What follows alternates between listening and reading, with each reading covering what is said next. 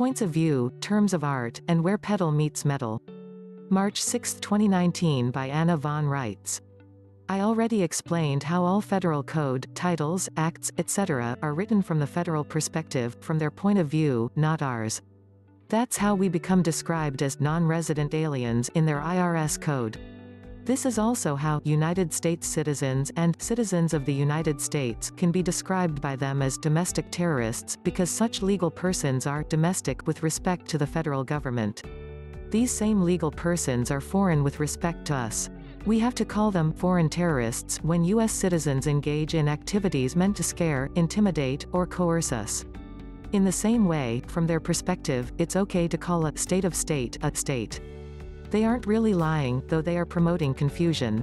From their point of view, a state of state is a state, but not from ours. We have already encountered this particular confusion when we discussed the Confederate States, both North and South, which were in fact federal states of states, and not states in the sense that we think of a state at all. To avoid the facts and avoid giving the power of our government back to the civilians it belongs to, the British-controlled military government that has ruled here since 1863, is promoting just that kind of confusion again. We figured out that a state of state is not a state, so now they are trying to confuse us by claiming that a state is the same as a state, but it's not.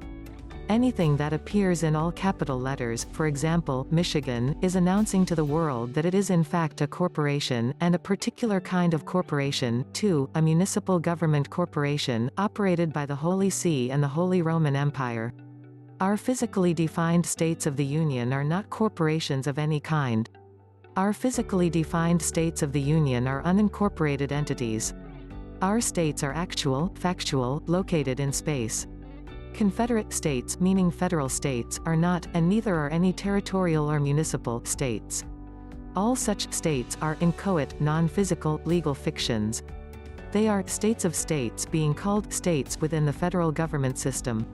So to avoid all this confusion, just cut to the chase, are you talking about incorporated entities or unincorporated entities?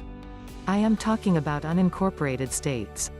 When I talk about states of the Union, I am not talking about the federal union of states that fought in the Civil War.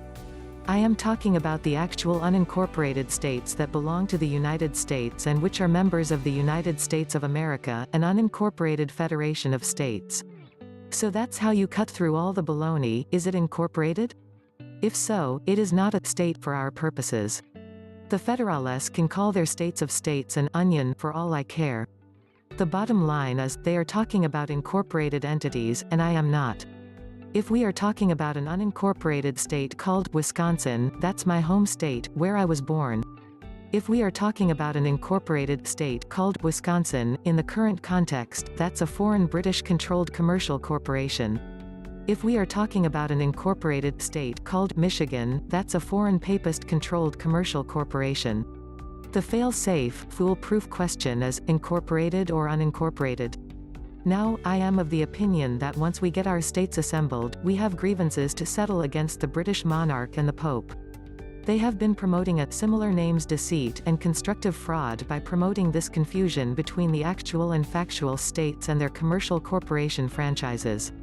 We are owed a lawful conversion of all our purloined assets, including respect for our copyrights and good names. Meantime, we keep our noses to the grindstone and our wits about us. Their states are not our states, and the difference is, our states are not incorporated entities. Please hit subscribe, like, share, embed, and get ready for many more Anna von Reitz article videos.